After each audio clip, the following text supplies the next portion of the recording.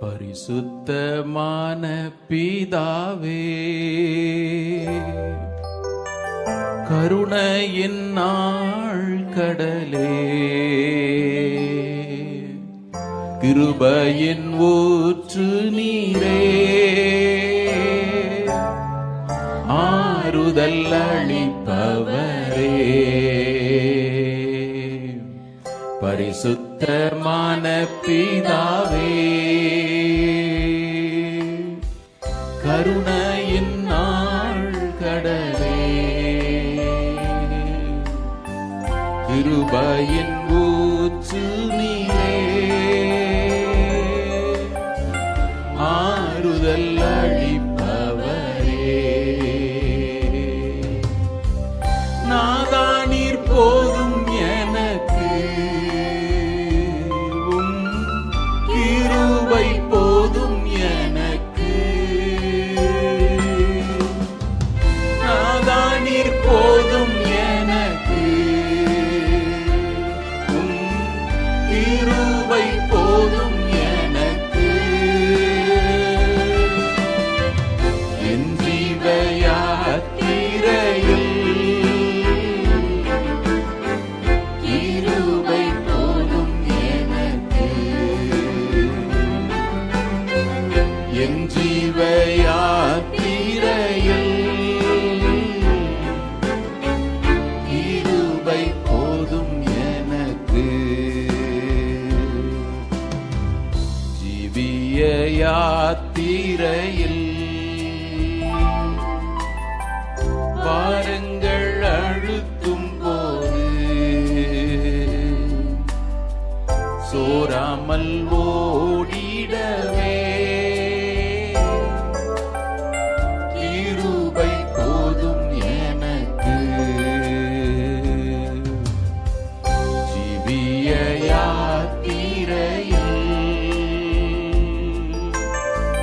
பாரங்கள் அழுத்தும் போது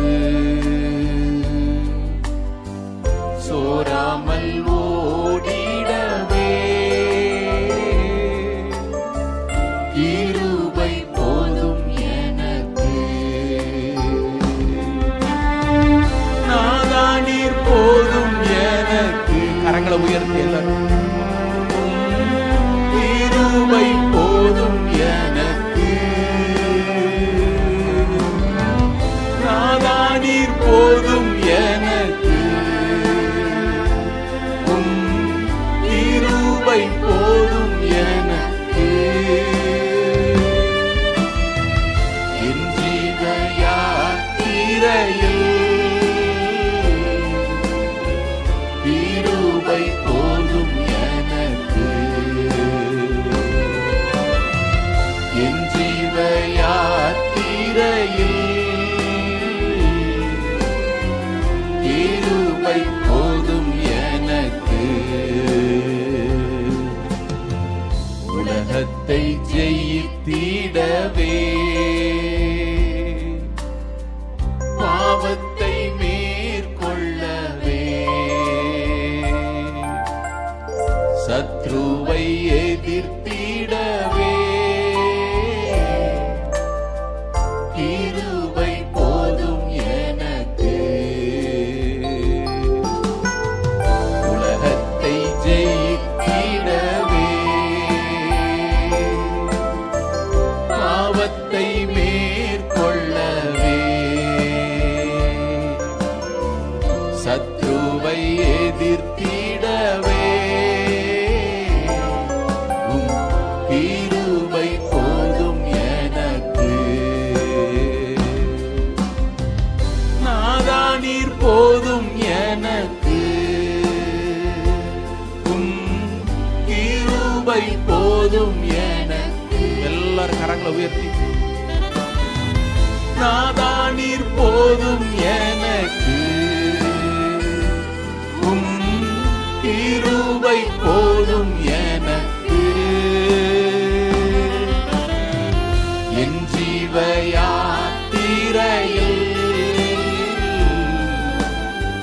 கிருபை போதும் எனக்கு, என் ஜீவ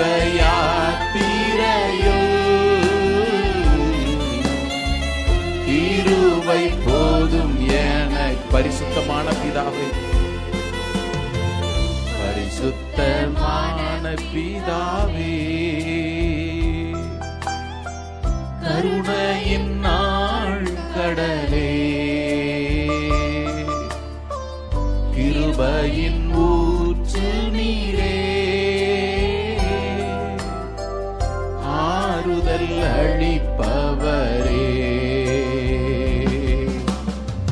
பரிசுத்தமான பிதாவே,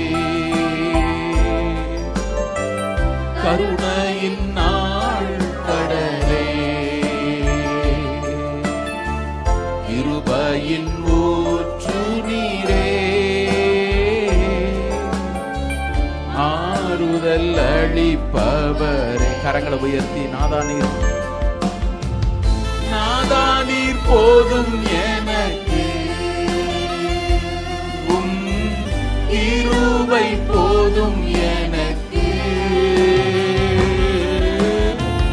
நாதானீர் போதும் எனக்கு. இயேசுவே நீங்க எனக்கு போதாண்டவரே, கிருபை போதும் எனக்கு. நாதா நீர் போதும் எனக்கு. எல்லாரும் கரங்களை உயர்த்தி உள்ளத்தினால நாதா நீர் போதும் எனக்கு. இயேசுவே நீங்க எங்களுக்கு போதாண்டவரே, கிருபை போதும் எனக்கு. நாதா நீர் போது ஐயா. எல்லாரும் சொல்லுவோம், நாதா நீர் போதும் எனக்கு,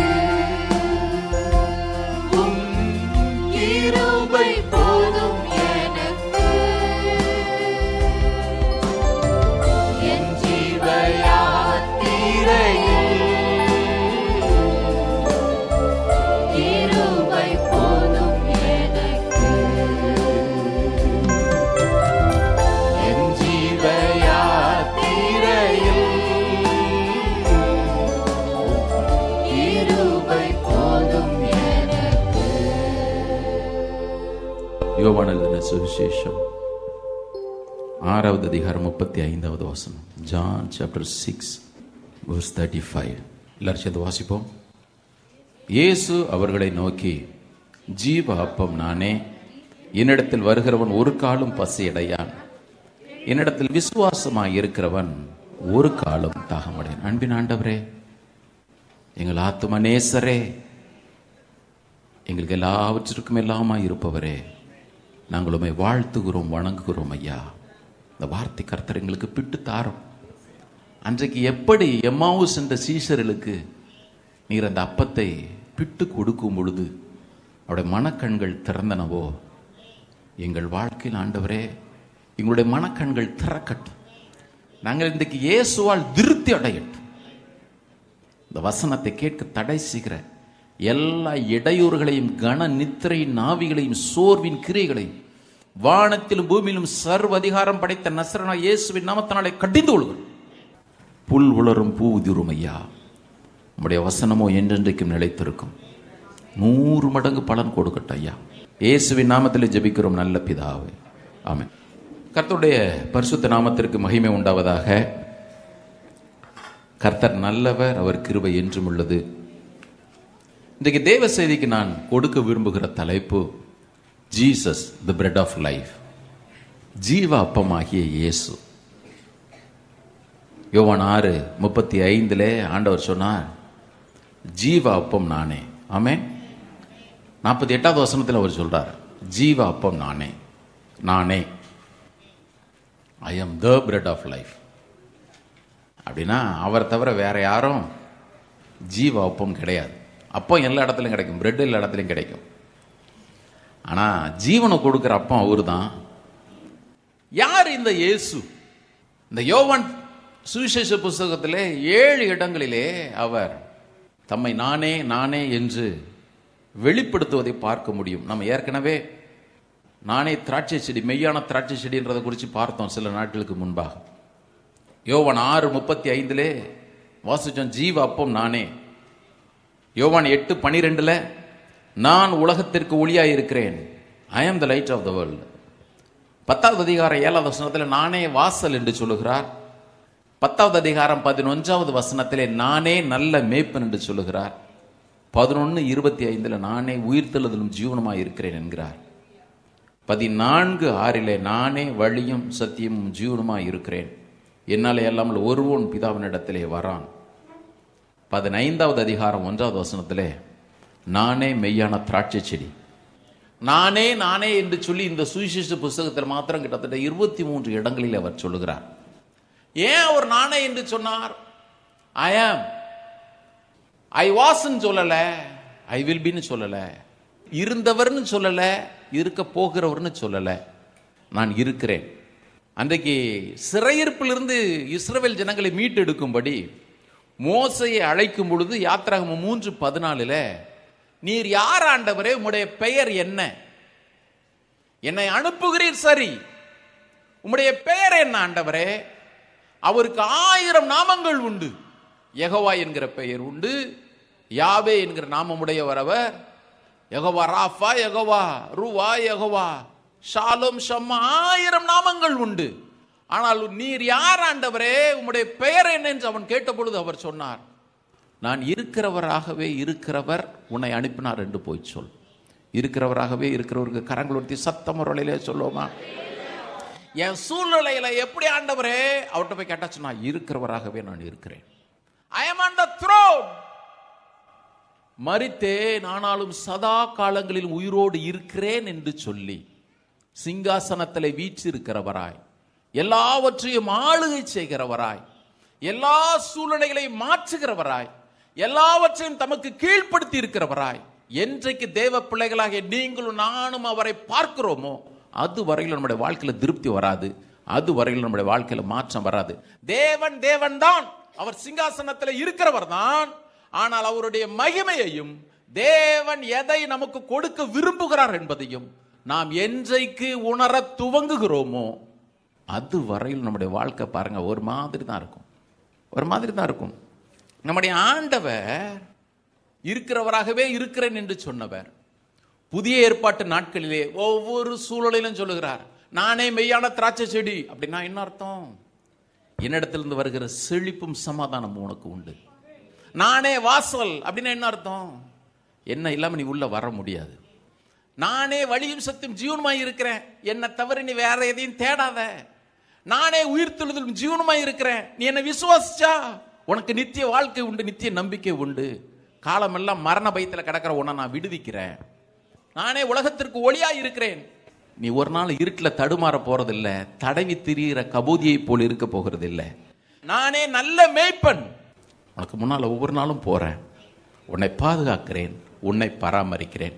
வாழ்க்கையில் ஒரு மனிதனுக்கு நிறைவாய் வாழ்வதற்கு, பரிபூரணமாய் வாழ்வதற்கு எவை தேவையோ ஒவ்வொன்றிலும் அவர் முதல்வராக நிறுத்தப்படும்படி, அவரே உன்னதராக நிறுத்தப்படும்படி எல்லாவற்றிலும் அவர் போதுமானவராக இருக்கிறார். கரங்கள் உயர்த்தி நம்முடைய அருமை இரட்சகருக்கு சத்தம் ஒரு அழகிய சொல்லுவோமா? எபேசியர் 1:23 அதனால தான் நம்முடைய ஆண்டவர் இயேசு கிறிஸ்துவை குறித்து பவுல் எழுதும் பொழுது எழுதுகிறார், எல்லாவற்றையும் எல்லாவற்றாலும் நிரப்புகிற. ரொம்ப அற்புதமான வார்த்தை பாருங்க அது. எல்லாவற்றையும் உங்க வாழ்க்கையில் எந்த பகுதியை எடுத்துங்க, எல்லாவற்றையும் எல்லாவற்றாலும் நிரப்புகிறவர் அவர். லிவிங் பைபிள் சொல்லுது, and God has put all things under his feet and made him the supreme head of the church, which is his body, filled with himself, the author and giver of everything everywhere. எல்லா இடத்தையும் எல்லாவற்றாலும் நிரப்புகிற அவர் சரீரமாகிய சபைக்கு தலையாய் தேவனை ஏற்படுத்தினார். நேற்று இதெல்லாம் வாசிச்சுட்டு இருக்கும்பொழுது எனக்கு அவ்வளோ சந்தோஷம். இனிமேல் நாங்கள் இதை விட்டு விட போகிறது இல்லை. நிறைய நேரத்தில் ஆண்டவருக்கு உங்களை என்னையும் குறித்து இருக்கிற பெரிய வேதனை என்னன்னு கேட்டா, என்னுடைய ஜனங்கள் அறியாமையினாலே சங்காரமாக, அறிவில்லாமையினாலே சங்காரமாகிறார்கள். இதுதான் உங்களே என்னையும் குறித்து ஆண்டவருக்கு வேதனை. என்னுடைய வேதத்தின் மகத்துவங்களை அவர்களுக்கு நான் எழுதி கொடுத்தேன், அவர்கள் அதை அந்நிய காரியமாக நினைக்கிறாங்களே. யாருக்கோ எழுதி கொடுத்துருக்கிறாருங்க ஆண்டவர், அல்லது எனக்கு வசனங்கள் தெரியும். பின்னால் உள்ள போய் பார்ப்போம் இந்த 6வது அதிகாரத்தை யோசிச்சு பாருங்க. ஆண்டவர் நானே ஜீவ அப்பம் அப்படின்னு சொல்றாருன்னா என்ன தெரியுமா அர்த்தம்? உனக்கு தேவையெல்லாம் நான் தான். I am all you need. உனக்கு என்னன்னா வேணும், எந்த தேவைன்னா வச்சுக்கிங்க. உங்களுடைய தேவைகள் எதுவாக இருந்தாலும் அதற்கு ஒரே ஒரு தேவைகளுக்கெல்லாம் ஒரு தேவை உண்டானா அது இயேசு மாத்திரமே. கரங்குலத்தி சத்தமரளிலே சொல்லுவோமா? இவரை மாத்திரம் இன்னைக்கு ஜீவ அப்பமா ருசிக்கிறதற்கு எல்லாவற்றையும் நம்ம விட்டு கொடுப்போன்னு வச்சுக்கோங்களேன். வெறுமனே நீர் என்னுடைய ஜீவ அப்பம் என்று சொல்வது அல்ல. 1000 வசனங்கள் நமக்கு தெரியும். ஏன் வேதத்தை வாசிக்க சொல்றோம்? வசனங்களை கேட்பது மாத்திரமல்ல, வாழ்க்கையின் அனுபவமாக மாற்றிக்கொள்றதற்கு தான். ஒவ்வொரு கர்த்தருடைய பிள்ளைகளும் தயவு செய்து உங்க கவனங்களுக்கு வரட்டும். ஒவ்வொருடைய வாழ்க்கையிலும் அது இருக்கணும். ஏன்? இந்த இயேசு மாத்திரம்தான் வாழ்க்கையிலே எல்லாவற்றிலும் நமக்கு திருப்தியை தர முடியும். பாருங்க, இல்லாத ஒன்னெல்லாம் வச்சு தேவன் நம்ம ஏமாற்றுகிறவர் அல்ல. இயேசு கையால் ஆகாதவராக இருந்தால் அவர் ஜீவ அப்பமாக தம்மை அறிமுகப்படுத்த வேண்டிய அவசியம் இல்லை. அவர் நமக்கு தேவையான எல்லாவற்றிற்கும், நான் எல்லாவற்றிற்கும் சொல்லும் பொழுது என்ன, வெறுமனே ஆவிக்குரிய தேவைகளுக்கு மாத்திரமல்ல, இந்த பூமியிலே ஒன்றும் குறைவில்லாமல் வாழ்வதற்கு வேதம் அதான் பேதுரு தன்னுடைய நிருபத்தை எழுதும் பொழுது எழுதுகிறாரு, இந்த உலகத்திலே நம்முடைய ஜீவனத்திற்கு தேவையான எல்லாவற்றையும் அவருடைய திவ்ய வல்லமையானது நமக்கு தந்தருளும். இந்த உலகத்திலே பரிசுத்தம் உள்ளவர்களாக நாம் வாழும்படிக்கு மகா அருமையான மேன்மையான வாக்குத்தத்தங்கள் நமக்கு அருளப்பட்டிருக்கிறது. இந்த உலகத்தில் வாழ்க்கையில் ஒரு மாதிரி சிக்கி தவிக்கிறவங்க இருக்கிறீங்க, கவனிங்க. வாழ்க்கை அப்படியே ஓட்டணும்னு நினைக்காதீங்க. ஏதோ வெந்ததை தின்னுவாங்க, விதி வந்தா சாவோம். அதற்கு அல்ல இயேசு தம்மை அறிமுகப்படுத்தினது. இல்ல பிரதர், என் லைஃப் அப்படிதான், எங்க தாத்தா அப்படி இருந்தாரு, அப்பா இருந்தாரு, என் லைஃப் இப்படியே போகணும் யாருன்னா நினைப்பீர்களா? உங்களையும் என்னையும் விட மதியின் இருந்த உலகத்தில் இருக்கவே முடியாது. ஏன்? இயேசுவை அறிகிறதற்கு முன்பு நான் அப்படி வாழ்ந்திருக்கலாம். ஆனால் எல்லாம் நிறைவாய் இருக்கிற தேவனுடைய சகல பரிபூர்ணத்தையும் தனக்குள் கொண்டிருக்கிற இந்த ஆண்டவர் நமக்கு அறிமுகப்படுத்தப்பட்ட பிறகு, இந்த இயேசுவை நாம் அறிந்த பிறகு யாராயிலும் இதே மாதிரி தடுமாறிட்டு இருப்போம்னா அதை என்ன சொல்றது? கப்பல் பிரயாணம் ஒன்று நடந்துச்சு. ஒரு கப்பல் ஒரு குறிப்பிட்ட இடத்துல இருந்து இன்னொரு இடத்துக்கு போகுது. கஷ்டப்பட்ட ஒரு தாயார் தன்னுடைய மகனுக்கும் ஒரு டிக்கெட் வாங்கி அவனை வேலைக்கு ஒரு இடத்திற்கு அனுப்புவதற்காக கப்பலில் ஏற்றி விட்டா. போகும்பொழுது பாவம் அந்த தாயாருக்கும் அவ்வளவு அறிவு கிடையாது. போகும்பொழுதே புளியோதரை, லெமன் ரைஸு, கொஞ்சம் சப்பாத்தி எல்லாம் கேட்டி கொடுத்து அனுப்புனா. 2 நாள் பையன் வச்சு அட்ஜஸ்ட் பண்ணால் 3 நாள் கொண்டு போன சப்பாத்தியும் ஒரு மாதிரி மூஞ்ச காட்ட ஆரம்பிச்சிச்சு. இப்போ பசி மறைஞ்சிருந்தான். கொண்டு போய் எல்லாரும் சாப்பிட்டுட்டு போன பிறகு நைஸாக டைனிங் ஹாலுக்குள்ளே உள்ளே வந்து அப்படி கொஞ்சம் கொஞ்சமாக எடுத்து கீழே கிடக்கிற துணிக்கைகள்லாம் சாப்பிட்டான். இதை ஒரு நாள் பார்த்து கப்பலுடைய கேப்டன் வந்து பார்த்தாரு, இன்சார்ஜை கூப்பிட்டாரு. இவன் திருடன் உள்ளே வந்திருக்கிறான். இல்லை சார், நான் திருடன் இல்லை சார், டிக்கெட் இருக்குது சார். டிக்கெட் இருக்குதா? அப்புறம் ஏன்டா பிச்சைக்கார மாதிரி பொறுக்கி தின்னுட்டுருக்கிற? நீ டிக்கெட்டு வாங்கும் பொழுதே சாப்பாட்டுக்கும் தேவையான சேர்த்து தானே அவங்க அம்மா கட்டியிருக்கிறா. பின்ன எதுக்குடா நீ புளியோதரை, ஊசி போன புளியோதரையும் ஒன்றுக்காகாத சப்பாத்தியும் ஏன்டா சாப்பிட்டுட்டு இருக்கிற? இன்னைக்கு நிறைய பேருடைய வாழ்க்கை அதுதான், தெரியுமா? என்னையும் சேர்த்தான் நான் சொல்கிறேன். வாழ்க்கையில் தடுமாறின நாட்கள் உண்டு. அன்றைக்கு அறியாமையினாலே சங்காரம் மோனம். ஒவ்வொரு நாளும் வேதத்தை வாசிக்கும் பொழுது எனக்கு உரியது ஆண்டவரே, நீர் எனக்கு கொடுத்திருக்கிறீர், நீர் எனக்கு விலைக்கரையம் கொடுத்து இதை செய்திருக்க. என்றைக்கு நம்ம உரிமை பாராட்டுறோமோ அது வரையிலும் தேவன் கொடுக்கிற திருப்தி நம்முடைய வாழ்க்கையில் வரப்போறதே இல்லை பாருங்க. ஆனால் இனிமே கண்டிப்பா வந்து தான் ஆகணும். ஆமென். இந்த திருப்தியை இயேசு மாத்திரம் தான் கொடுக்க முடியும். மனுஷனுடைய வாழ்க்கையில் பாருங்க, இயேசு இல்லாம எல்லா இடமும் வெற்றிடமா தான் இருக்கும். சிலருக்கு எல்லாம் இருக்கும், ஆனால் திருப்தின்ற ஒன்று இருக்கவே இருக்காது. ஒரு முறை பூமி எதிர்ச்சி பாதித்த ஒரு இடத்திற்கு ஒரு மிஷனரி கிறிஸ்தவர் சென்றிருந்தார். அங்க தன்னுடைய 5 மகன்களையும் சாக கொடுத்த தாய் உட்கார்ந்து அழுதுட்டு இருந்தா. சாப்பாடெல்லாம் கொண்டு போய் கொடுத்தாங்க. அந்த அம்மா சொன்னா, என்னால் சாப்பிட முடியாது, பசி இருக்கு, சாப்பாடு இருக்கு, ஆனால் என்னால் சாப்பிட முடியாது. ஏன்? இந்த சாப்பாட்டால தீர்க்க முடியாத ஒரு சோகன்ற பசி உள்ள நிறைஞ்சிருக்குதுங்க. இந்த சாப்பாடு உள்ள போகவே போகாது. கவனிங்க, உலகத்தில் இருக்கிற எந்த நன்மைகளாக இருந்தாலும் சரி, ஏதோ உள்ள ஒரு இடத்துல வெற்றிடம் இருந்துக்கிட்டே இருக்கும். நீங்கள் நினைப்பீங்க, அவர் என்னங்க அம்பானி, அவ்வளோ பெரிய பங்களா இருக்குது. எனக்கு அதே மாதிரி பங்களா இருந்துச்சுன்னா நான் கூட நல்ல திருப்தியாக வாழ்வேன் பிரதர். போய் அம்பானிட்ட கேட்டால் தான் தெரியும், 6 மாதமாக நான் தூங்கவே இல்லை. கண்டிப்பாக சொல்லுவார் அம்பானி. சமயத்தில் போரிஸ் பெக்கர் அப்படின்னு சொல்லிட்டு ஒரு விம்பிள்டனில் நிறைமுறை சாம்பியன் ஆனவர். உண்மையில் அந்த மனுஷன் சொன்ன ஸ்டேட்மெண்ட் என்ன தெரியுமா? எல்லாம் இருக்குது, கார் பங்களா இருக்குது, வேற என்ன சொல்கிறது, மில்லியன் கணக்கில் டாலருங்க இருக்குது, உலகத்தில் எந்த இன்பமும் தடையில்லாமல் எனக்கு கிடைக்குது. ஆனால் ஏனோ வாழ்க்கை வெறுமையாக இருக்குது. எதுக்கு தெரியுமா உங்களுக்கு சொல்கிறேன்? சில பேர் அப்படியே உட்காந்து கற்பனை உலகத்திலே மிதக்கிறது. ஆண்டவர் பைக்கை தந்திருப்பார், ஆனால் கார் கிடச்சா திருப்தியாக இருக்கும் பிரதர். ஆண்டவர் காரை கொடுத்துருப்பாரு. BMW இருந்தால் நல்லா இருக்கும் பிரதர். BMW கொடுத்த பிறகு ஹெலிகாப்டரில் பிறந்தால் நல்லா இருக்கும் பிரதர். ஏசு சொல்கிறார், ஒன்று திருப்தியாக்காது. உனக்கு ஃப்ளைட்டை கொடுத்தனா அப்புறம் நீ என்ன பண்ண, போயிங் 707 கேட்பேன். போயிங் 707 கொடுத்த பிறகு என்ன சொல்லுவேன்? அவர் ஜெஃப் பெசோஸ் போனார், அந்த மாதிரி ஒரு முறையாவது ராக்கெட்டில் போயிட்டு வந்தால் தான், ராக்கெட்டில் போயிட்டு வந்தப்போ அங்கேயே போய் தங்கணும்னு நினைப்பேன். எதுக்கு? வேதம் சொல்லுகிறது, நம்ம எல்லாவற்றையும் கொண்டு நிரப்புகிற நல்ல ஆண்டவர் நமக்கு இருக்கிறார். கரங்கள் எடுத்து சத்தமரலிலே சொல்லுவோமா? ஹல்லேலூயா. நல்ல ஒரு ஆண்டவர் இருக்கிறார் பாருங்க, நல்ல ஒரு ஆண்டவர் இருக்கிறார். இப்போ ஏன் இந்த ஆண்டவரை சரியாக புரிஞ்சிக்க முடியல அப்படின்னு கேட்டிங்கன்னா, நமக்கு பிரச்சனைகள். நம்ம இந்த இயேசுவை ஜீவ அப்பமாக அனுபவித்து திருப்தி அடைய முடியாத உலக பிரகாரமான ஜனங்களை சொல்லலை, சபைக்குள்ள விசுவாசியா இருக்கிற உங்களையும் என்னையும் ஆண்டவர் அழகாக படம் போட்டு காட்டுறார்.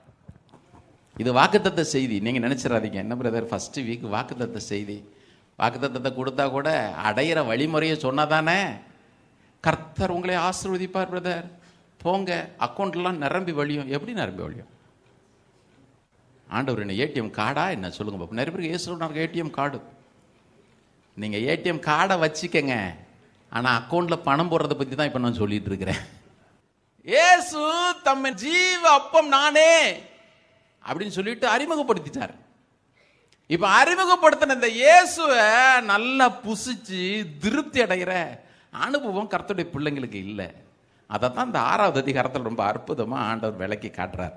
ஏன் வாசிக்கலாமா? 6வது அதிகாரம் 5, 6 ஆகிய வசனங்களை. முதலாவது குறிப்பு எழுதிக்கங்க.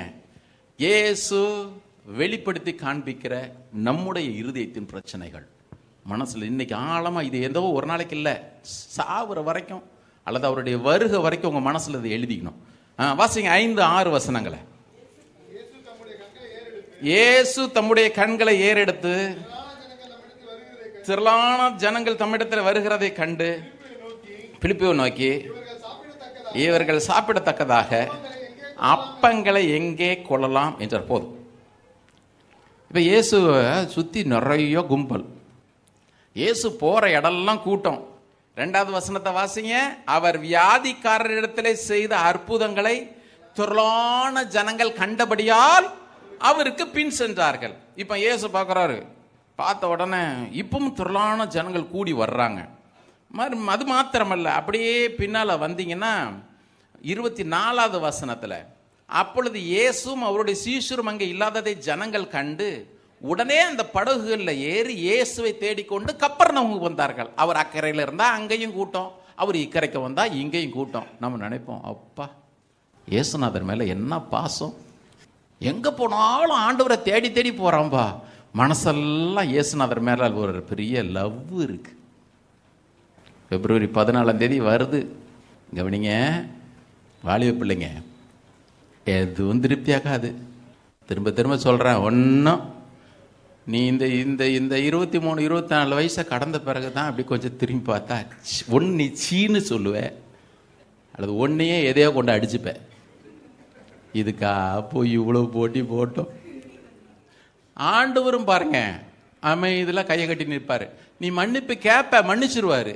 ஆனால் நீ கண்ணீர் சிந்துறதை மட்டும் சிந்திக்கிட்டே இரு. ஏன் எத்தனை பேரை கண்ணீரோட விட்ட?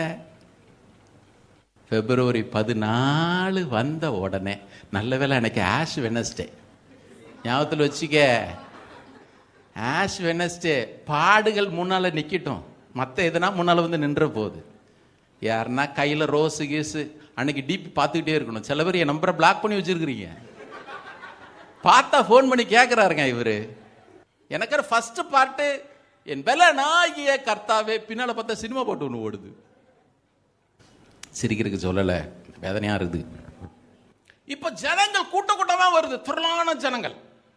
ஏன் ஒரு கூட்டம் இயேசு செய்த அற்புதங்கள் எல்லாம் பார்க்குது. ஏன் முந்தின அதிகாரத்தில் ஒரு அற்புதம் நடந்துச்சு. 38 வருஷமா அந்த பெதஸ்தா குளத்தண்டையில் நடக்க முடியாம கடந்த அந்த மனுஷனை ஏசு எழுந்து உன் படுக்கை எடுத்துக்கொண்டு நட. இப்போ எல்லாருக்கும் ஊரே செய்து காட்டு தீயா பரவிடுச்சு. ஏசு ஏசு எனக்கு ஒரு அற்புதத்தை செஞ்சிருவாரா, எனக்கு சுகம் கிடைக்குமா, அது ஒரு கூட்டம். இப்போ வந்த உடனே இங்க 6வது அதிகாரத்திலையும் பாருங்க, சரீர பிரகாரமா ஒரு திருப்தி ஆண்டவர் கொடுக்குறாரு. 5 அப்பம் 2 மீனை வச்சு 5000 பேர். இன்னும் கேட்டிங்கன்னா ஒரு 20,000 பேர்னு வச்சுக்கோங்களேன். ஏன்னா எப்போ பார்த்தாலும் கொஞ்சம் சகோதரிங்க கூட்டம் தான் நிறையா. சபையில் கூட பாருங்க, அப்படி எண்ணி பாருங்க, பிரதர்ஸுங்க கம்மியாக தான் இருக்கும் ரேஷியோ. அவ்வளவு எல்லாம் நல்லா இயேசு பாருங்க எல்லாருக்கும் திருப்தியாக கொடுக்குறாரு. பிலிப்புக்கு சந்தேகம் இருந்துச்சு, பரவாயில்ல, அந்திரே ஒரு பையனை கூட்டு வர்ற, இவன்ட்டு 5 அப்பம் 2 மீன் இருக்குது, எல்லாரையும் உட்கார திருப்தியாக மீதியான கூடையில் 12 கூடைகள் நிறைய எல்லாத்தையும் திருப்தியாக எடுத்தாச்சு. சாப்பிட்டு திருப்தி அடைந்த பின்பு, அது ரொம்ப முக்கியம். இயேசு எப்பொழுதுமே திருப்தியை கொடுக்குறவர் பாருங்க. ஒரு அழியில சொல்லுங்க, நான் ஏற்கனவே சொன்னா ஞாபகம் இல்லை, சொல்லியிருப்பேன்னு நினைக்கிறேன். நீங்கள் 4 சுவிசேஷங்களையுமே இந்த 5 அப்பம் 2 மீனை கொடுத்த சம்பவத்தில் பார்த்தீங்கன்னா ஜனங்கள் சாப்பிட்டு திருப்தி அடைந்த பின்புன்னு ஒரு வார்த்தை போட்டிருக்கும். ஜனங்கள் சாப்பிட்டு திருப்தி அடைந்த பின்பு மீதியான துணிக்கைகளை 12 கூடை நிறைய எடுத்தார்கள். இந்த திருப்தி எப்போ தெரியுமா வரும்? எப்போ வரும் சொல்லுங்க? சாப்பிட்டோன்னு வருமா? நல்லா போயிட்டு பக்கத்தில் அந்த பாம்ஷோர் ரெஸ்டாரண்ட்டில் நல்லா சாப்பிடுவீங்க. வெளியே வரும்பொழுது திருப்தியே இல்லாமல் இருக்குதுப்பா. கல்யாண வீட்டில் கூட பாருங்க, கஷ்டப்பட்டு ஒரு பிரியாணி போட்டுருப்பார். சாப்பிட்டு முடிச்சுட்டு வெளியே வந்தேனே, எண்ணெயா இருந்துச்சுல்ல, ஒரே ஆயில், எல்லாம் நல்லா இருந்துச்சு. வச்ச ஸ்வீட்டு தான் கொஞ்சம் ஒரு மாதிரி ஆயிடுச்சு. பாய் நிறைய டால்டா ஊற்றிட்டார். அல்லனா நல்லா தான் இருந்துச்சு பிரியாணி, பீஸ் சரியாகவே போடலை. If there is no piece, no peace. ஆனால் வயிறே சாப்பிட்ருப்போம். அது திருப்தி இல்லை. எப்போ தெரியுமா திருப்தி இருக்கும்? இப்போ காரம் சாப்பிட்றவருக்கு காரமாக இருந்துச்சுன்னா அப்பா நல்லா இருந்துச்சு. காரமே சாப்பிடவருக்கு காரம் சாப்பிட்டீங்கன்னு வச்சுக்கிங்க, பயங்கர காரம். சாப்பிட்டார் வயிறு நிறையா, ஆனால் திருப்தி இல்லை. ஏசு 5 அப்பம் 2 மீன் 5000 பேருக்கு கொடுத்து ஜனங்கள் சாப்பிட்டு திருப்தி அடைந்தவங்க வயிறாரன்னு போடவே இல்லை. திருப்தி அடைந்து என்ன தெரியுமா அர்த்தம்? நல்ல காரம் சாப்பிட்றவனுக்கு காரமாகவே, ஃபிஷ்ஷு காரமாக, காரமே சாப்பிடாதவன் 10 பேர் இருந்தான் பாருங்க, அவனுக்கு கரெக்டாக இருக்குது. சில பேருக்கு பிபி உப்பு நிறைய இருக்குது, சாப்பிட முடியல பிரதர், அவனுக்கு பாருங்க உப்பு கம்மியாக இருந்துச்சு. சில பேருக்கு உப்பு தூக்கலாக இருந்தால் தான் அவனுக்கு திருப்தி, அவனுக்கு ஃபிஷ்ஷு தூக்கலாக இருந்துச்சு. சில பேருக்கு சொதன்னு எண்ணெய் இருந்தால் தான் திருப்தி, அவனுக்கு சொதன்னு எண்ணெயாக இருந்துச்சு. சில பேருக்கு எண்ணெயே இல்லாமல் அப்பா கையில் ஒட்டாமல் இருக்குதுப்பா, டாக்டர் சொன்ன மாதிரியே இருக்குது, அவனுக்கு அதை சாப்பிட்டா தான் திருப்தி. ஏசு 5 அப்பம் 2 மீனை கொடுத்தது மாத்திரம் இல்லை, ஜனங்களுக்கு திருப்தியை கொடுத்தார். என் இயேசுவால் மாத்திரம் அதை முடியும். கரங்கள் ஒருத்தி சத்தம் ஒரு வழியில சொல்லுமா, உங்களுக்கு என்னது தேவை என்பதை அவர் அறிந்திருக்கிறார்னா ஏதோ பிச்சை போறவராக அல்ல, உனக்கு எக்ஸாக்டா என்ன வேணும். வாலிப பிள்ளைங்க கவனி, உனக்கு வாழ்க்கை துணையை யாரை கொடுக்கணும்னு அவருக்கு தெரியும். அவர் ஏற்கனவே புஸ்தகத்தில் எழுதியிருக்கிறார், அவர் ஏற்கனவே ஏற்படுத்தி வச்சுட்டாரு. அங்க 22வது அதிகாரம் ஆதியாகமத்தில் அவன் இறங்கும் பொழுது நாகோர் பிள்ளைய பெத்தா ரெபக்கால பெத்து வச்சிருந்தான்னு சொல்லிட்டு எழுதிட்டார் ஆண்டவர். நல்ல ஆண்டவர் இருக்கிற, திருப்தி கொடுக்குற ஒரு ஆண்டவர் பாருங்க. ஹல்லேலூயா. கரங்கொடுத்த இல்லை சொல்லுவோமா? இவங்க பாருங்க கும்பலா வந்தாங்க ஆண்டவர்கிட்ட. ஒரு பக்கம் அற்புதத்தை பெற்ற கூட்டம், ஒரு இடத்துல நல்லா சாப்பிட்டு திருப்தி அடைந்த கூட்டம் வந்தது மாத்திரமல்ல. 6வது அதிகாரம் 14வது வசனத்தில் வாசிங்க. இயேசு செய்த அற்புதத்தை அந்த மனுஷர் கண்டு மெய்யாகவே இவர் உலகத்தில் வருகிறவரான தீர்க்கதரிசி, பாட்டு வர்ஷிப்பும் தான். அடுத்து மாத்திரம் பாருங்க 15வது வசனத்துல, அவர்கள் வெறுமனே அவரை தீர்க்கதரிசின்னு சொன்னது மாத்திரம் அல்ல, அவரை பிடிச்சிட்டு போய் நமக்கு ராஜாவாக உட்கார வச்சிடணும்பா. என்ன நல்லா தான் இருக்குது, இந்தியாவில் இயேசுனுடைய ராஜ்யத்தை ஸ்தாபிப்போம், நல்ல ஊழியக்காரர்கள் எழும்பட்டும். ஆனால் அதற்காக நாம் இயேசுவை ஜீவ அப்பத்தை புசித்தோமான்னு கேட்டால் கண்டிப்பாக கிடையவே கிடையாது.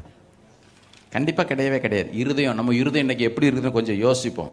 வாசிக்கலாமா? 6வது அதிகாரம் 26, 27 ஆகிய வசனங்கள். இயேசு அவர்களுக்கு பிரதியுத்தரமாக, நீங்கள் அற்புதங்களை, இந்த வசனத்தை நிறைய பேருக்கு புரியுறதே இல்லை. அற்புதத்தை பார்த்துட்டு தானே இங்க வந்திருக்கிறாங்க, கரெக்ட் தானே?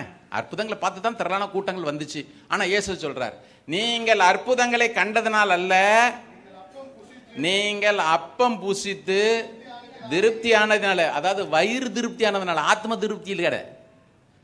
நீங்கள் அப்பம் சாப்பிட்டு திருப்தியானதுனாலே என்னை தேடுங்கள் என்று மெய்யாகவே மெய்யாகவே உங்களுக்கு சொல்கிறேன். ஆண்டவர் என்ன சொன்னாரு? இந்த அர்த்தம், நீங்கள் அற்புதங்களை கண்டதுனால் அல்லன்னா என்ன அர்த்தம்? நீங்கள் அற்புதங்களை கண்டு, யோவான் 20:31 கடைசி வசனத்தில் அவர் எழுதுறாரு, இந்த அற்புதங்கள் இயேசு தேவனுடைய குமாரன் என்று நீங்கள் விசுவாசிக்கும்படியாகவும், விசுவாசித்து அவருடைய நாமத்தினாலே நித்திய ஜீவனை பெற்றுக்கொள்ளும்படியாகவும் இவைகள் எழுதப்பட்டிருக்குது. அப்படின்னா இயேசு சொன்ன அர்த்தம் என்ன? நீ அற்புதத்தை கண்டு உனக்கு நித்திய ஜீவன் கிடைக்கணும்னு என்ன தேடல. நேத்து ஆண்டவர் திருப்தியா கொடுத்தாரு, இன்னைக்கு எதனா திருப்தியா கொடுப்பாருன்ட்டு நான் வந்திருக்கிறேன் பிரதர். நித்திய ஜீவனத்துக்கு ஓரம் வச்சுட்டு இந்த உலகத்துக்காக மாத்திரமே எனக்கு தெரியல. இன்னைக்கு ஆண்டவர் முன்னால வந்து உண்மையான அன்போடு தேடினவங்கெல்லாம் கையை வைத்துங்கன்னா நம்ம எல்லாரும் கண்டிப்பாக கையை வைத்துவோம். ஆண்டவர் கரெக்டாக மார்க்கு போட்டுருவார். மனுஷனுடைய இருதயத்தில் எல்லாவற்றையும் அவர் அறிந்திருந்தபடினால ஒருவனும் அவர்களை குறித்து அவருக்கு சாட்சி கொடுக்க வேண்டிய அவசியம் இல்லாது இருந்துன்னு போட்டிருக்கு. யோவான் 2வது அதிகாரம் கடைசி வசனத்தில் ஆண்டவருக்கு தெரியும் மனுஷன் முகத்தை பார்க்கிறான், கர்த்தரோ இருதயத்தை பார்க்கிறார். நாம எத்தனை பேர் உண்மையான நேசத்தோடு அன்போட உள்ள வந்தோம்னு நமக்கு இன்னைக்கு எத்தனை பேர் உள்ள வரும்பொழுது ஆண்டவரே, சில பேர் மிரட்டி வேற வச்சிருக்கிறது, நீ சர்ச்சுக்கு போகலன்னு அவ்வளோதான், நீ நாசமா போயிடுவே, ஆசீர்வாதமாகவே இருக்க மாட்டேன். அதனால் நல்லா இருக்கணுமேனு பாதி உள்ள வந்திருப்பீங்க. ஆண்டவர் சொல்றாரு, இப்ப வாசிங்க அடுத்த வசனத்தை, எல்லாரும் சேர்ந்து வாசிச்சா நல்லா இருக்கும்னு நினைக்கிறேன். அழிந்து போகிற போஜனத்துக்காகவே அதே இல்லைன்ட்டார். அழிந்து போகிற போஜனத்திற்காக அல்ல, நித்திய ஜீவன் வரைக்கும் நிலை நிற்கிற போஜனத்திற்காகவே கிரியை நடப்பியுங்கள். அதை யார் கொடுப்பா? மனுஷகுமாரன் அதை உங்களுக்கு கொடுப்பார். அவரை பிதாவாகிய தேவன் முத்திருக்கிறார். கரங்களை எடுத்து சத்தம் முறையில சொல்லுங்க பாபு. எதுக்குங்க காலையில் சில பேர் வேலைக்கு போகணுன்னு இருக்கிற ஆசை சபைக்கு வரணும்னு இருக்கிறது இல்லை. வசனம் வரட்டும், நான் சொன்னால் கோவப்படுவீங்க நீங்களாம். ஆண்டவரே சொல்லிட்டாரு, அழிந்து போகிற போஜனத்திற்காக அல்ல. சில பேர் சொல்லுவாங்க அதுவும் வேணும் பிரதர், இது வேணும். அவர் சொல்றாரு அதே வேண்டாம் விடு, நானா அதுவானு வரப்படுது, அதை தூக்கி தூர போடு. முதலாவது தேவனுடைய ராஜ்யத்தையும் அவருடைய நீதியும் தேடுங்கள், அப்பொழுது இவைகள் எல்லாம் உங்களுக்கு கூட கொடுக்கப்படும் சொல்லிட்டு சொல்றாரு. இவைகளை எல்லாம் அஞ்ஞானிகள் நாடி தேடுகிறார்கள். நீயும் அதே மாதிரி இருந்தா நீயும் அவன மாதிரி அஞ்ஞானியா மாறிடுவ. நீ நல்ல ஞானமுள்ள தேவ பிள்ளையா இருப்ப, ஆனால் அல்லது ஞானமாகி அவருக்கு பிள்ளையா இருப்பன்னு சொன்னா அதெல்லாம் விட்டுரு. எதற்கு முதலிடம் கொடுக்கணுமோ ஜீவ அப்பமாகிய எனக்கு முதலிடம் கொடு. உன் வாழ்க்கையில் திருப்தி வருதா இல்லையா பாரு. ஊரில் ஒரு பழமொழி சொல்லுவாங்க, அறக்க பறக்க பாடுபட்டானா படுக்கிறதுக்கு பாய் இல்லையா. சில பேர் எண்ணெயை உடம்பெல்லாம் தடவிட்டு மணல்ல உருளுன்னு இருந்தாலும் ஒட்டினதானே ஒட்டும். யாருக்கு பொருந்ததோ இல்லையோ, தெய்வ பிள்ளைகள் நமக்கு கண்டிப்பாக சொல்லப்பட வேண்டிய பழமொழி. கவனிங்க, ஏசு சொல்லிட்டார், இவ்வளோ கூட்டம் வருது, இது ஒன்று கூட என்ன நேசிச்சு வர்ற கூட்டமே கிடையாது. கரெக்டா? அப்படிதானே போட்டிருக்கு. எல்லாம் வருது, ஒன்று நீர் தான் தீர்க்க தரிசனம் சொல்லுது, ஆனால் ஒன்றும் என்ன நேசிக்கிற மாதிரி இல்லை. இன்னைக்கு இருதயத்தினுடைய வாஞ்சை எப்படி இருக்குதுன்னு பாருங்க. 15வது வசனம், ஆதலால் அவர்கள் தம்மை ராஜாவாக்கும்படி பிடித்து கொண்டு போக மனதாக இருக்கிறார்கள் என்று இயேசு அறிந்து மறுபடியும் விலகி தனியே மலையின் மேலே ஏறிட்டார். விலகிட்டார் இயேசு அவர்களை விட்டு. இயேசு விலகிட்டார். AW Tozer, doctor AW Tozer ஒரு தேவ மனுஷன் சொன்ன வார்த்தையை நான் உங்களுக்கு சொல்லிடுறேன். நேற்று ஒரு சின்ன ஃப்ரேஸ் வாசி எனக்குள்ள நடுக்கம் பிடிச்சிச்சு. அவர் சொல்றாரு, இயேசு தங்களை விட்டு விலகிட்டனா இன்னைக்கு புதிய ஏற்பாட்டு சபையில அல்லது நம்ம சர்ச்சில் வச்சுக்கோங்களேன், இயேசு விலகிட்டார்னா அதை குறித்து 95% பேர் அதை குறித்து அறிவில்லாம தான் இருப்பான். ஆண்டவர் என்னை விட்டு விலகினார், வேதம் சொல்லுகிற சிம்சோனை விட்டு கர்த்தர் விலகினார் என்பதை அவன் அறியாது இருந்தான். இன்னைக்கு ஏன் ஆண்டவர் நம்ம விட்டு விலகிட்டார் நம்மளால புரிஞ்சுக்கொள்ள முடியல. ஆண்டவர் நம்ம கூட இருக்கிறத அனுபவிச்சா தானே அவர் நம்ம விட்டு விலகிறத புரிஞ்சுக்க முடியும். ஆனால் புதிய ஏற்பாட்டில் ஆதி சபையின் விசுவாசிகள் 95% பேர் தேவன் ஒரு நிமிஷம் தங்களை விட்டு விலகினாலும் உடனடியாக அதை புரிந்து கொண்டு அதை சீர்படுத்துவதற்கு சரிப்படுத்துவதற்கு தங்களாலான எல்லா முயற்சிகளும் மேற்கொண்டவர்களாக இருந்தார்கள். ஆனால் இன்னைக்கு புதிய ஏற்பாட்டு சபைன்னு சொல்லக்கூடிய இன்றைக்கு இந்த உலகத்தில் இருக்கக்கூடிய அல்லது இந்த நாட்களில் இருக்கக்கூடிய சபை 95% பேர் ஒருவேளை இன்னைக்கு ஆண்டவர் நம்ம விட்டு விலகினா கூட அதை பற்றி உணர்வே இல்லாமல் அல்லது அதுக்கு புரிந்து கொள்ளக்கூட முடியாத பரிதாபமான நிலைமையில தான் இருக்கிறோம். பாருங்க எவ்வளோ துக்கம். ஏங்க இயேசு எனக்கு திருப்தியாக இருக்க முடியல, ஏன் இயேசு கொடுக்கிற திருப்தி என்னோட வாழ்க்கையில் அனுபவிக்க முடியல? ஆண்டவர் வெளிச்சம் போட்டு காட்டார் இருதயத்தை. இங்கே பாருப்பா, சில பேர் சொல்லுவாங்க, நான் சபைக்கு நல்லா தான் பிரதர் வர்றேன், ஆண்டவருக்கு கொடுக்குறேன் பிரதர், ஏதோ ஜெபிக்கிறேன் பிரதர், நான் வேதம் வாசிக்கிறேன் பிரதர், நல்ல ஒரு தேவ பிள்ளையா நான் இருக்கிறேன் பிரதர். ஆண்டவர் சொல்றாரு, உன்னுடைய வாஞ்சை எது மேல இருக்குது? ஏன் திருப்தி இல்லை வாழ்க்கையில்? ஏன் திருப்தி இல்லை? நீ எதையோ பார்த்துட்டு எதையோ விட்டுட்ட. எது உனக்கு முன்னுரிமையா இருக்குது? இயேசு இருப்பாரே ஆனால், திரும்பவும் சொல்றேன், இயேசு முன்னுரிமையா இருப்பாரே ஆனால் கண்டிப்பா ஜீவ அப்பம் நானேன்னு சொன்னார் பாருங்க. அதில் உண்டான பரிபூர்ண திருப்தி நம்முடைய வாழ்க்கையில் வந்து சேரும். கரங்களுடைய சத்தம் ஒரு அலையிலே சொல்லுவோமா? ஹல்லேலூயா. இயேசு நானே ஜீவ அப்பம்னு சொல்லும் பொழுது என்ன செய்கிறாருன்றது மாத்திரமல்ல, அவர் மூலமாக நாம் யாராக மாற முடியும் என்பதையும் கூறுகிறார். நல்லா கவனிங்க. அன்றைக்கு பிரெட்டு தான், அப்பம் தான் ரொம்ப முக்கியமான பொருள். இப்பவும் நீங்கள் இஸ்ரேலுக்கு போனீங்கன்னா அப்பம் தான் அவங்களுக்கு பிரதானமான பொருள். நம்ம ஊரில் சோறு மாதிரி, சில பேருக்கு சோறு இல்லைன்னா இருக்கவே முடியாது பிரதர். நீ என்ன வை நைட்டில் 100 ஐட்டம் ஸ்ப்ரெட்டு இருக்குது, கொஞ்சம் போல சோறு கிடைக்குமா? அவனுக்கு பிரெட்டு தான் மெயின் டிஷ்ஷு. பிரெட்டு இல்லைன்னா நம்ம ஊர்லேயே அப்படி தான் சொல்லுவாங்க, ஜுரத்துக்கு போனால் பிரெட்டு எல்லாத்துக்குமே பொருந்தும் பாருங்க. குழந்தைங்களுக்கும் பொருந்தும், பெரியவங்களுக்கும் பொருந்தும். டாக்டர்கிட்டே போயிட்டு ஜுரம் டாக்டர் என்ன சாப்பிடலாம் கேட்டால் கொஞ்சம் ஒரு பிரெட்டு பால் வச்சுக்கோங்க. ஆண்டவர் சொல்றாரு, ஜீவ அப்பம் நானே. என்ன அர்த்தம்? உன் லைஃப்ல மெயின் டிஷ் நானா இருக்கணும். இன்னைக்கு தான் பாவம் டாக்டருங்க எதுவுமே சோறை தின்னாதன்னு சொல்றாங்க. முந்திலாம் டாக்டர்கிட்ட போனால் நல்லா சாப்பிடுங்கன்னு சொல்லுவாங்க, இப்போ போனால் சாப்பிடாதீங்க. ஜீவ அப்பம் நானே என்ன அர்த்தம்? உனக்கு மெயின் டிஷ்ஷா நான் தான் இருக்கணும். கொஞ்சம் கொஞ்சம் அங்கங்க வச்சுட்டு. ஏசுக்கு சில பேருக்கு ஊறுகா அப்படித்தானே, சில பேருக்கு ஏசு ஊறுகா தான். எப்போ அது கல்யாணத்தில் பிரச்சனையில் தலைவலி வந்துட்டுனா, வேலையில் பிரச்சனை வந்துட்டுனா டக்குன்னு தொட்டுக்கிறது காரஞ்சாரமாக ஒரு ஊறுகாய் வேணும். ஏசுநாதர். பிரதர், என்னுடைய வாழ்க்கை கொஞ்சம் ஆராய்ந்து பார்ப்போம். சபைக்கு இத்தனை வருஷம் வர்றேன் பிரதர், வாழ்க்கையில் திருப்தியே இல்லை. அவருக்கு முதலிடம் வரட்டும். ஆமென், ஹல்லேலூயா. ஏன் அன்றைக்கு அவங்க ஒரு கூட்டம், யூதர்களுக்கு ஒரு பெரிய நம்பிக்கை இருந்துச்சு. என்னன்னு கேட்டீங்கன்னா, மேசியா வரப்போறாரு. மோசே அன்னைக்கு எப்படி மேசியாவா இருந்து இஸ்ரவேல் ஜனங்களுக்கு மேசியாவா இருந்து வானத்திலிருந்து மன்னாவை கொண்டு வந்தாரோ, அதே மாதிரி இப்போ உள்ள மேசியாவும் நல்ல ஆகாரத்தை கொடுப்பாருன்ற ஒரு எண்ணிக்கை இருந்தனால தான் இவர் மேசியாவா. அதனால தான் ஓயாம டவுட்ல கேட்டிருந்தான், நீர் தான் மேசியாவா, நீர் தான் மேசியாவா. அவன் லட்சக்கணக்கான ஜனங்களுக்கு, கிட்டத்தட்ட 35 லட்சம் ஜனங்களுக்கு டெய்லி மண்ணா வர பண்ணி கொடுத்தானே. நீர் வெறுமனே 5 அப்போ 2 மீனை வச்சு 5000 பேருக்கு தானே கொடுத்தீரு. நீர் மேசியாவா, நீர் மேசியாவா திரும்ப திரும்ப கேட்டுக்கிட்டே இருந்தான். ஆண்டவர் சொல்றாரு, இங்க பாரு, ஒரு அடையாளத்தை தான், சும்மா இது ஒரு சாம்பிளா தான் உனக்கு காட்ட முடியும். அவங்களுடைய என்னெல்லாம் பாருங்க. வந்திருக்கிறவர் மேசியா, அவருடைய ஆத்மா தாகம் தீர்க்கிறவர். மனுஷன் உலகம் முழுவதும் ஆதாயமாக்கி கொண்டாலும் தன்னுடைய ஆத்மாவை நஷ்டப்படுத்தினால் அதற்கு லாபம் என்ன? இந்த ரட்சிப்பை கொடுக்கிறாரு. இந்த ரட்சிப்பு எனக்கு இருந்துச்சுன்னா அதோட கூட சேர்ந்து எல்லாம் எனக்கு கிடைக்குன்ற அந்த வெளிப்படம் இல்லை அவங்களுக்கு. மன்னா விழுமா, காடை விழுமா, இதே உலக பிரகாரமான நன்மைகளே எதிர்பார்த்து காத்துக்கிட்டே இருந்தாங்க.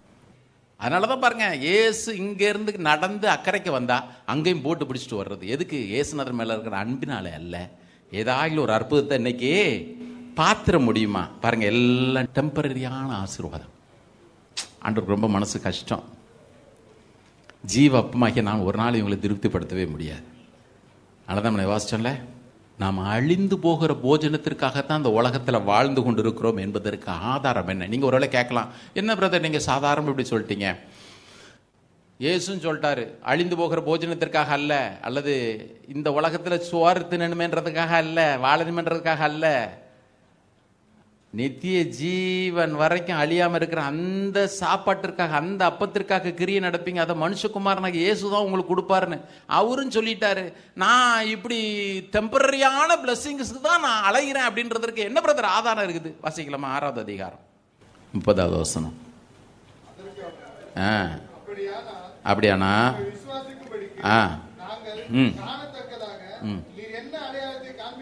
நீர் என்ன அடையாளத்தை காண்பிக்கிறீர்?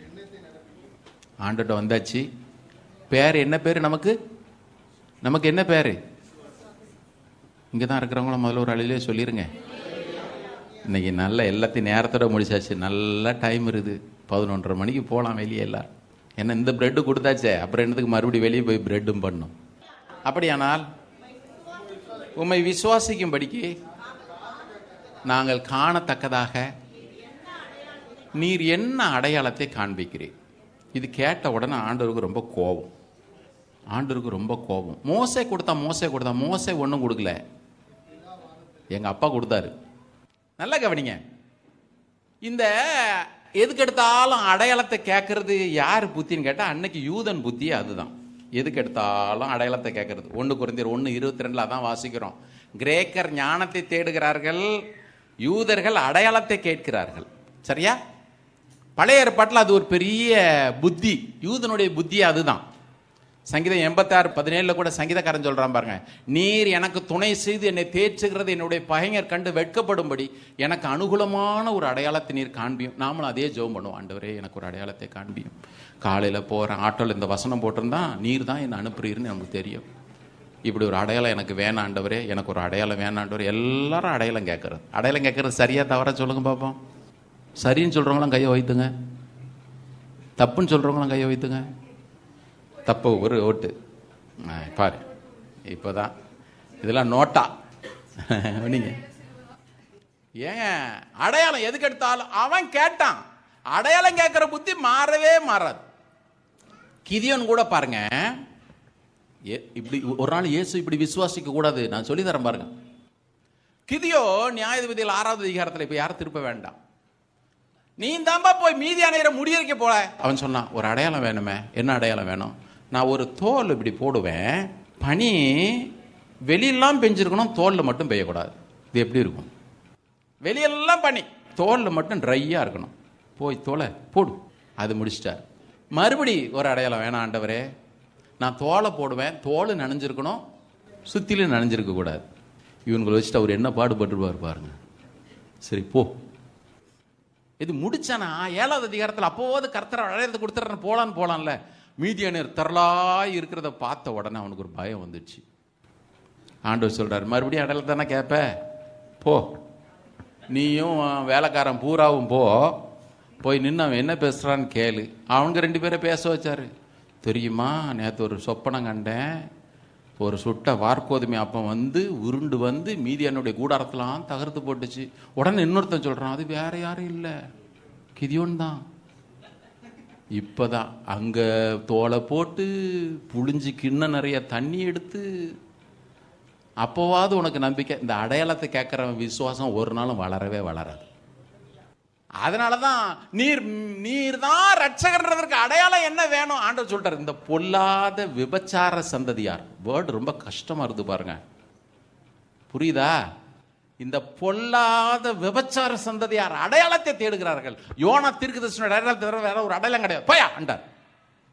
இன்னைக்கும் போய் நாளைக்கு காலையிலே போயிட்டு, ஆண்டவரே ஒரு அடையாளம் தாரும். ஒரு பையன் அப்படிதான் ஜெபம் பண்ண, ஆண்டவரே அந்த பொண்ணை நான் ரொம்ப நேசிக்கிறேன், ஏன்னா வேலண்டைன்ஸ் டே வருது இல்லை, அவர் சிவப்பு புடவை கட்டிட்டு வந்துட்டாருன்னா அதுதான் எனக்கு மனைவியை தரப்போறேன்னு அடையாளம் ஆண்டவரே. ஜபத்தோடு போனால் அவர் அப்போ இடத்துல அவங்க எந்த பொண்ணை நினச்சானா அவங்க பாட்டி சிவப்பு புடவை கட்டிட்டு வந்துச்சு.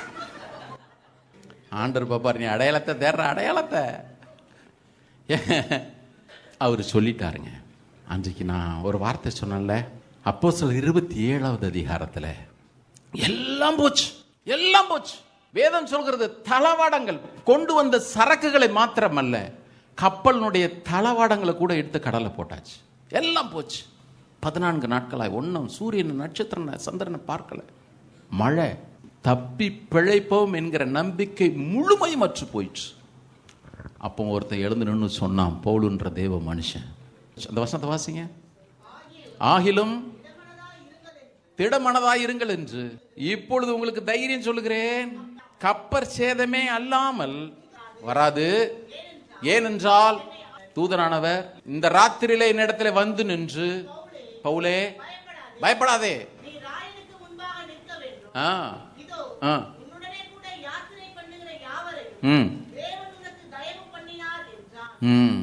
இல்ல அவர் சொன்னபடியே நடக்கும் என்று. ஆனபடியினாலே, எல்லாரும் வாசிங்க, ஆனபடியினாலே மனுஷரே தேவனால் எனக்கு சொல்லப்பட்ட பிரகாரமாகவே நடக்கும் என்று தேவன் பேரிலே நம்பிக்கையா இருக்கிறேன். ஒரு அழில சொல்லுவோமா? அலை நிக்கணும் ஆண்டவரே, இப்ப தென்றல் மெதுவாய் அடிக்கணும் ஆண்டவரே எல்லாம் அவன் அடையாளத்தை கேட்கவே இல்லை. அவர் சொல்லிட்டாரு. அவர் சொன்ன பிறகுதான் பாருங்க, இந்த வார்த்தை சொன்ன பிறகுதான் கப்பல் எல்லாம் டங்குன்னு உடஞ்சி போயிருது. துண்டு பிடிச்சிட்டு தான் நீந்து மெலித்தா தீவில் கரையற ஒரு நிலைமை வந்துடுது. ஆனால் சொன்னான் பாருங்க, அடையாளத்தை கேட்டிருந்தான்னா அவன் சொல்லியிருப்பான், கர்த்தர் நம்ம விட்டு போயிட்டாரப்பா. அவரை தான் மலை மாதிரி நம்பிட்டு இருந்தான், டம்முன்னு அவரும் கைவிட்டாரப்பா. அவன் எந்த அடையாளத்தையும் தேடலை. சொன்னான், அவர் எனக்கு என்ன சொன்னாரோ அதன் பிரகாரமாகவே நடக்கும் என்று நான் அவரை நம்பி இருக்கிறேன். இந்த அனுபவத்துக்குள்ள உங்களை என்ன அவர் கொண்டு வரணும் பாருங்க. கரங்கொழுத்து சொல்லுவோமா? நாம் ஆண்டவர்கிட்ட போதும் என்ன கேட்போம்? ஆண்டவரே நீர் அடையாளத்தை காண்பியும் அல்லது மகிமை காண்பியும், அப்போ நான் விசுவாசிக்கிறேன். ஆண்டவர் சொல்லுவார், நீ விசுவாசி, அதுக்கு பிறகு நான் உனக்கு மகிமை காட்டுறேன், அடையாளத்தை காட்டுறேன். கரெக்டா? பழைய ஏற்பாட்டில் நீர் அடையாளத்தை காட்டும், நான் நம்புறேன், கிதியோன் சொன்னான். ஆண்டவர் சொன்னார் புதிய ஏற்பாட்டில், நீ விசுவாசி, அப்போ தேவனுடைய மகிமையை பார்ப்பேன். கிராமங்களுக்கு ஊழியத்துக்கு போனால் சொல்லுவாங்க,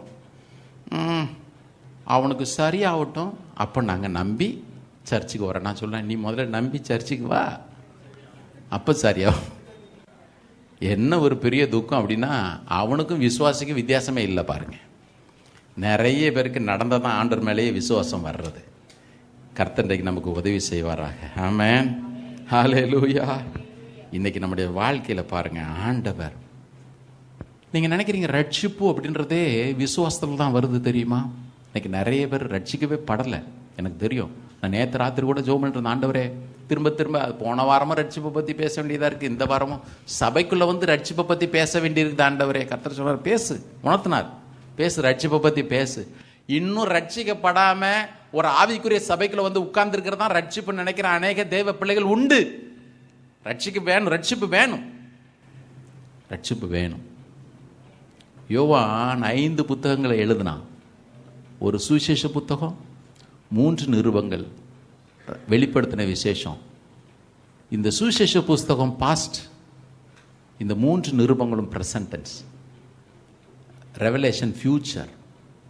பழைய ஏற்பாட்டில் உள்ளது, சுவிசேஷ புத்தகம் நம்முடைய ரட்சிப்பிற்காக அவர் எழுதியிருக்கிறார். இயேசுவை விசுவாசித்து ரட்சிப்பை அடையும்படி, இந்த 3 நிருபங்கள் நீங்கள் நான் பரிசுத்தம் அடையும்படி வெளிப்படுத்தின விசேஷம் நமக்கு கொண்டு வருகிற மகிமை பற்றி. என்னைக்கு யோவான் எழுதின சுவிசேஷத்தினுடைய இயேசு உங்களுக்கு ரட்சிப்பா மாறுகிறாரோ, அன்றைக்கு தான் நாம பரிசுத்தம் அடைய முடியும். என்றைக்கு பரிசுத்தம் அடைகிறோமோ அன்றைக்கு தான் அவருடைய வருகையில அவரோடு கூட மகிமை அடைந்தவர்களாக எடுத்துக்கொள்ளப்பட முடியும். கரங்குழுத்து சத்தமாக அல்லையா சொல்லுவோமா? வேணும், வாழ்க்கை மாறணும். கர்த்தர் நமக்கு உதவி செய்வாராக. ஹல்லேலூயா. இப்போ அழிந்து போகிற அந்த போஜனத்திற்காகவே கிரியை நடப்பிக்கிறவங்க இருக்கிறாங்க பாருங்க, அவங்களுடைய நிலைமை எப்படி? எடுக்கலாமா? எடுங்க பார்ப்போம்.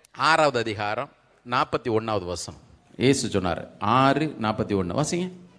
நான் வானத்திலிருந்து வந்த அப்பம் என்று அவர் சொன்னது நிமித்தம் யூதர்கள் அவரை குறித்து முறுமுறுத்து, இவன் யோசேப்பினுடைய, இவரை பத்தி தெரியாதா?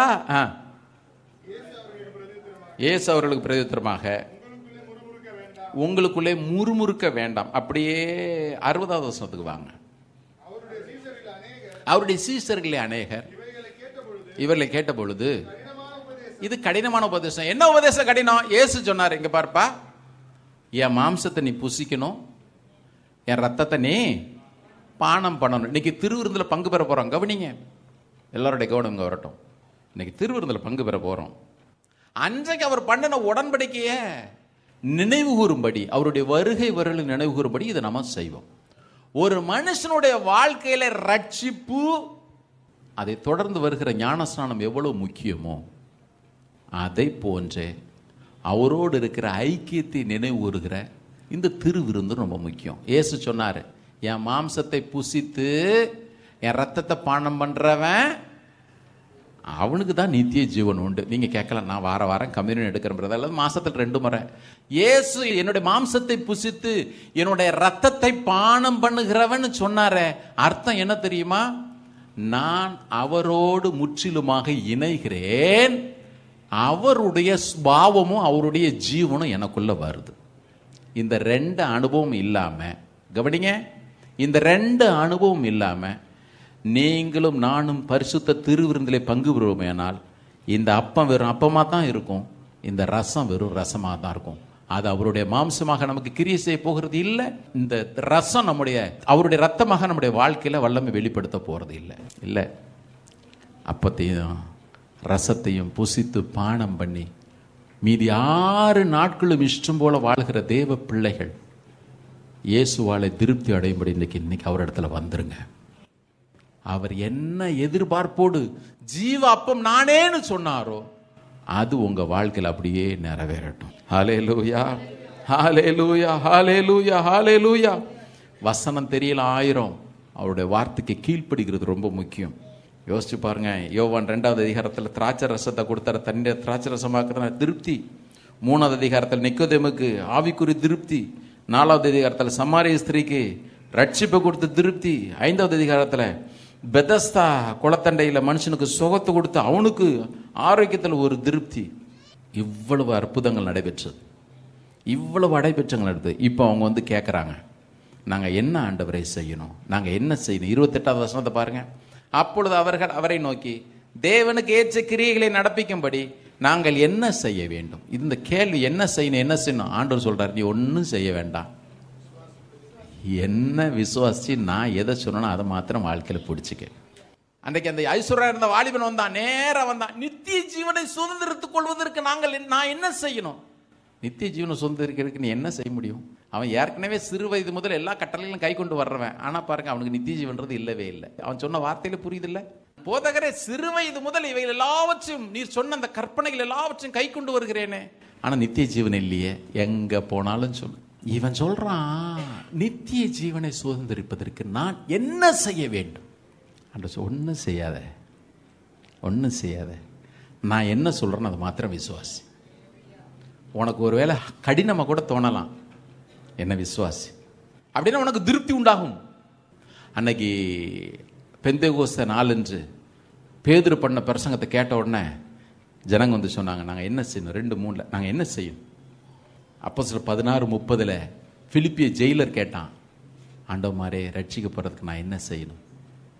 எல்லோருக்கும் கொடுத்த பதில் ஒன்னே ஒண்ணுதான், கர்த்தராகிய இயேசு கிறிஸ்துவை விசுவாசி, கர்த்தராகிய இயேசு கிறிஸ்துவை விசுவாசி, கர்த்தராகிய இயேசு கிறிஸ்துவை விசுவாசி. சிம்பிள் ஃபெய்த்துங்க. அவர் மேலே வைக்கிற ஃபெய்த்து போதும். அவர் மேலே வைக்கிற அந்த சாதாரண விசுவாசம்.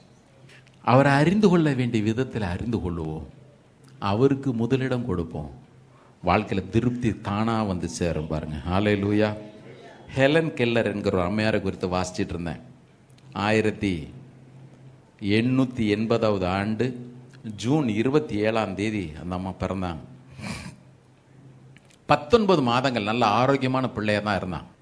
19வது மாதத்தில் அவர் பிறந்து 19வது மாதத்தில் ஒரு வியாதி நிமித்தம் அந்த அம்மாவுக்கு காதும் கேட்காம போயிடுச்சு, கண்ணும் தெரியாமல் போயிடுச்சு. வீட்டில் கையை நீட்டு அப்படின்னு சொல்லி நீட்டி ஒரு ட்ராப் தண்ணியை வச்சு இதுதான் வாட்டர் அப்படி சொல்லி கொடுத்தாங்க கொஞ்சம் கொஞ்சமாக. சரி, உலக பிரகாரமான கல்விலாம் அந்த அம்மாவுக்கு கிடைச்சிது. ஆவிக்குரிய விதமாக சில காரியங்களை கற்றுக்கொள்ள வேண்டுமே என்று சொல்லி அவர்கள் பிலிப்ஸ் ப்ரூக் என்று சொல்லக்கூடிய தேவ மனுஷனிடத்துல கொண்டு போய் விட்டாங்க அந்த அம்மாவை.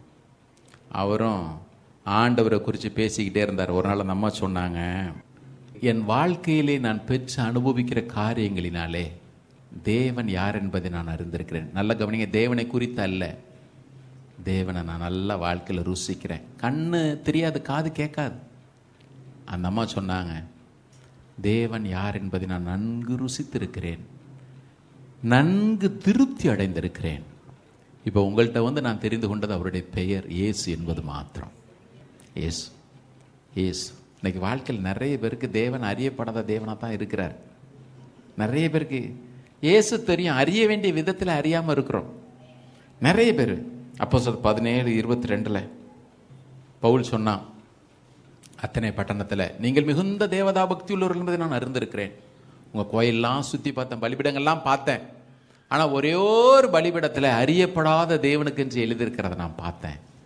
அந்த அறியப்படாத தேவனை உனக்கு நான் அறிமுகப்படுத்துகிறேன். இயேசு அறிமுகப்படுத்தினான்.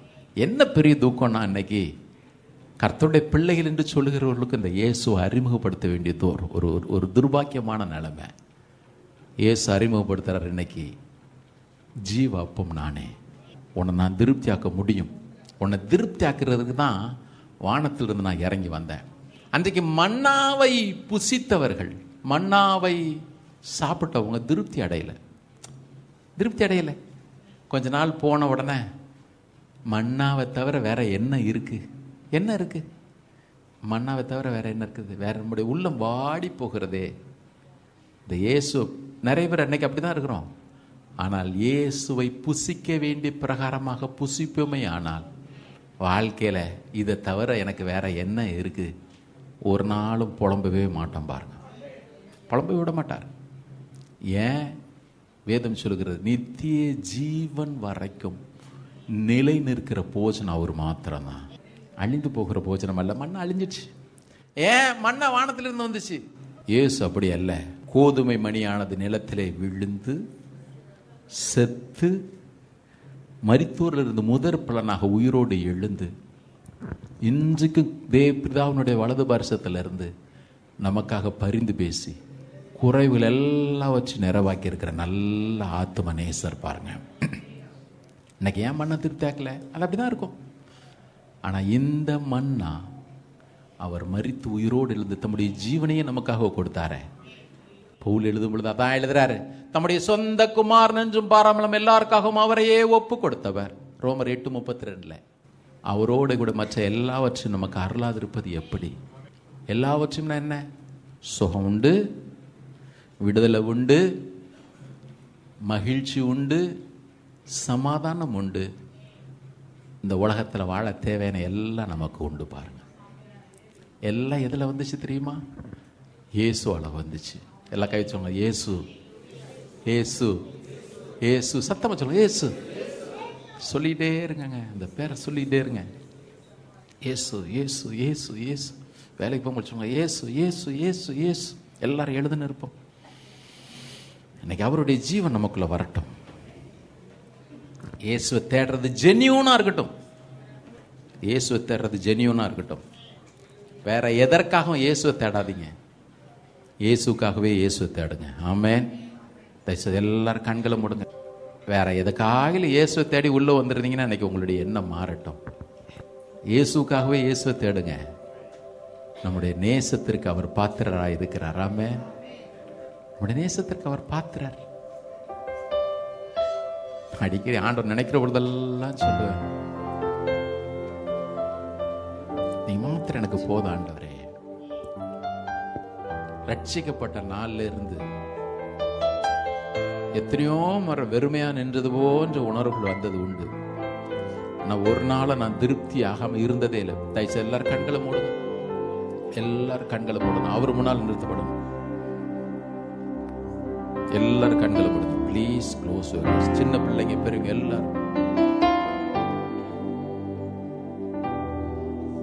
எல்லாரும் கண்களை மூடுங்க. இன்னைக்கு இந்த ஜீவ அப்பம் எப்படி உங்களை நான் திருப்தியாக்க முடியுன்றதை நான் காண்பிச்சிட்டேன். எனக்கு தெரிந்த அறிவுக்கு நான் காண்பிச்சிருக்கிறேன். தயவு செய்து அவர் திருப்தி கொடுக்கிறவர். அவர் மாத்திரம் திருப்தி கொடுக்கிறவர். அவரை பற்றிக்கொள்ள வேண்டிய விதத்தில் நீங்க பற்றிக்கொள்ளுங்க. இயேசு ஏதோ தூரத்துல வச்சுட்டு தெய்வங்க அவரு நினைச்சா செய்வாரு, அவரால் செய்ய முடியும் அப்படி சொல்றதுக்கெல்லாம் அவர் வரல. அவரு நான் ஜீவ அப்பம் அப்படி சொல்லும் பொழுது விழுந்து ரத்தம் சிந்தி மடித்து அடக்கம் பண்ணப்பட்டு மரித்தோரிலிருந்து எழுந்தவர்களையும் கிறிஸ்து முதற் பலனானார். நல்ல கோதுமை மணிய நிறைய எல்லாவற்றும் நமக்கு கொடுக்கும்படி செய்தாரே. எவ்வளவு அன்புள்ள இயேசு பாருங்க. எல்லாரும் கையை வைத்து கொஞ்ச நேரம் அவர் நல்லா ஸ்தோத்திரம் பண்ணுங்க. இயேசு நல்லா துதிங்க, நல்லா துதிங்க. ஒருவேளை இந்த ரட்சிப்பு உங்களுக்கு இல்ல, ஆவிக்குரிய சபைக்கு தான் நான் வந்துட்டு இருக்கிறேன், ஆனா ரட்சிப்பு இல்ல, தயவு செய்து சொல்றேன், இயேசுக்கு தூரம் நிக்காதீங்க. அவர் நம்மள ஒருத்தருக்கு தூரமானவர் அல்ல, நீங்க தூரம் நின்றாதீங்க. நிறைவா அவரை அனுபவிக்கத்தக்கதாக முழுமையாக அவருக்கு ஒப்புக்கொடுங்க. யெகோவா ஈரே, தந்தையாம் தெய்வம், நீர் மாத்திரம் போதும் எனக்கு. யெகோவா ராஃபா, சுகம் தரும் தெய்வம், உம் தழும்புகளால் சுகமானே. யெகோவா ஷம்மா, என் கூட இருப்பி, என் தேவையெல்லாம் சந்திப்பி. யெகோவா ஷம்மா, என் கூட இருப்பி, என் தேவையெல்லாம் சந்திப்பி. நீர் மாத்திரம், எல்லாரும் நீர் மாத்திரம் போதும் எனக்கு. நீர் மாத்திரம் போதும், நீர் மாத்திரம் போதும், நீர் மாத்திரம் போதும் எனக்கு. இயேசுவே நீரே என் ஆத்மனே, இயேசுவே நீ. எல்லாரும் கையை உயர்த்தி என்னில் எவ்வளவன்பு கூர்ந்தீ, என்னையே மீட்க உம்மையே தந்தே. இவ்வன்புக்கு இணையில்லையே. என் வாழ்நாள் முழுதும் உமக்காக வாழ்வே. நீரே என்றென்றும் போதும். என் வாழ்நாள் முழுவதும், என் வாழ்நாள் முழுதும் உமக்காக வாழ்வே. நீரே என்றென்றும் போதும். எல்லா கைய உயர்த்தி சின்சியரா, you are more than enough Lord.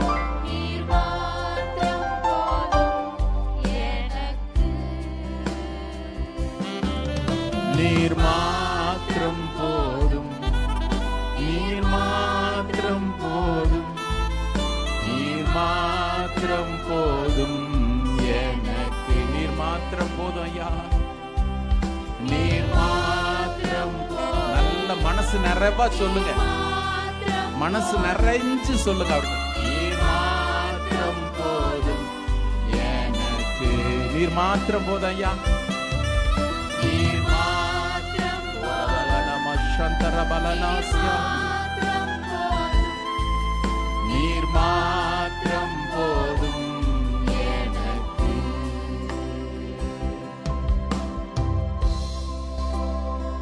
ஜீவாப்பமே, உம்மாலே நாங்கள் திருப்தி அடைகிற அனுபவம் பெருகட்டும் ஐயா. எல்லாரும் கேளுங்க. இந்த ஜீவ அப்பம் நம்ம வாழ்க்கையில வெளிப்பட்டும் கூட திருப்தி இல்லாம எத்தனை நாள் வாழ்ந்துட்டு இருக்கிறோம். ஏன்? அவரிடத்துல குறை இல்லை, நாம அவரை புசிக்க வேண்டிய விதமா புசிக்கல. அவர் நமக்கு மெயின் டிஷ்ஷா இல்ல. இயேசு நமக்கு பிரதானமான ஆகாரமா இல்லை. அவர் வரட்டும், அவர் வரட்டும்.